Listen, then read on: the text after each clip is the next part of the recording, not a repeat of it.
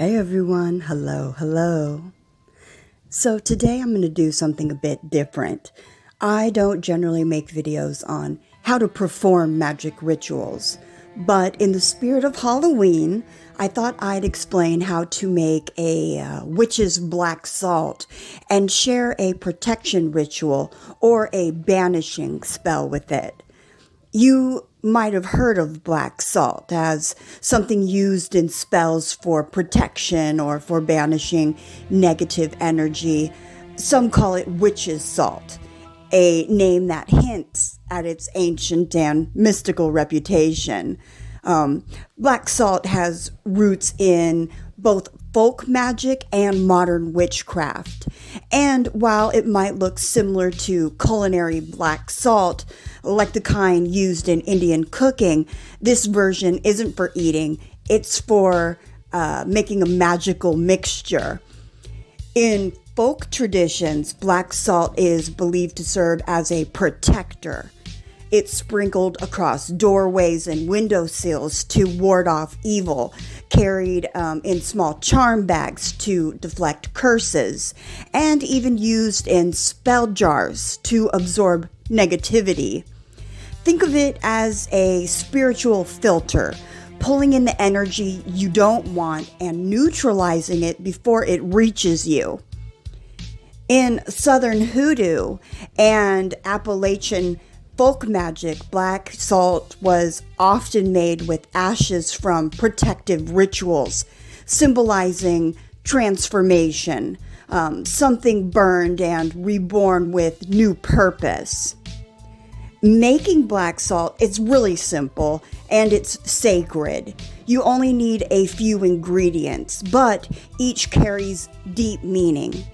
So here are the things that you'll need. Number one, you're going to need ashes, ideally from incense or from a past ritual that you've done. Sea salt for purification and grounding. Black pepper for protection and to repel harm.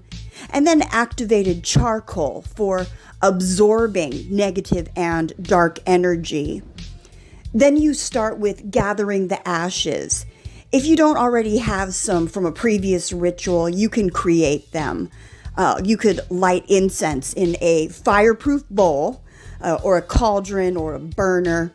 And then as it burns, you can add protective herbs to it, such as rosemary, sage, lavender, or lemongrass. There are a few others, but that's all I could think of off the top of my head. But each herb carries its own energy for cleansing and defense. And then if you like, you can write your intention on a small slip of paper, something like protection or banish negativity, and burn that paper with your herbs and the incense. This step infuses your ashes with purpose.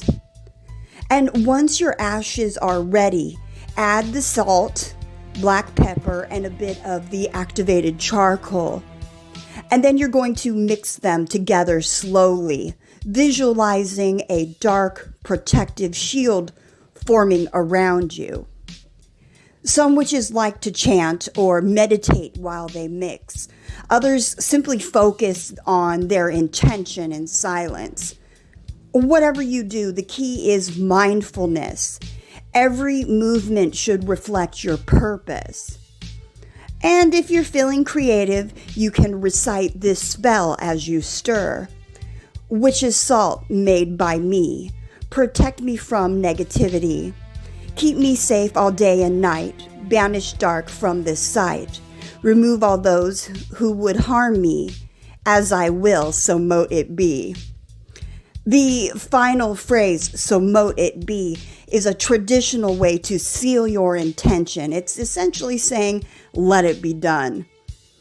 Now that you've created your black salt, how do you use it?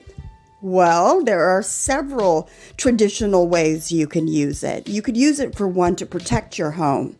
You sprinkle it along the windowsills, under doorways, or around your property line to create a spiritual barrier. I remember my aunt doing this when I was a little, well, not younger. I was in my 30s. Let's say when I was a little younger, I remember seeing this. I was in my 30s, but I'm 50 now. So to me, that is younger. Anyways, another thing is you could use it to banish negativity by placing a pinch in each corner of your room to absorb negative vibes. Now, you want to replace it every few weeks. You can also create spell jars. You could combine the black salt with herbs, crystals, or charms to make protection jars that you can keep by your bed or in your workspace. And during rituals, circle your altar with black salt to create a sacred, protected space. Honestly, the possibilities are endless. What matters most, like I've said before, is your intention. And then once your black salt has done its job absorbing the negative energy or completing the spell, it's important to discard of it properly.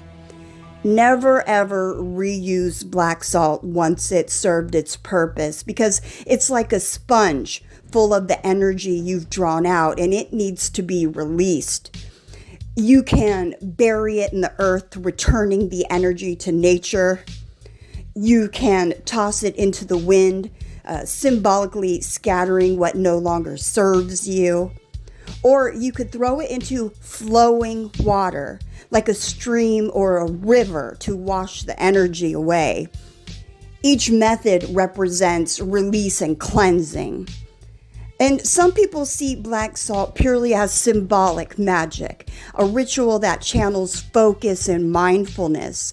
Others believe it literally alters energy fields. Regardless of your worldview, there's real psychological power here.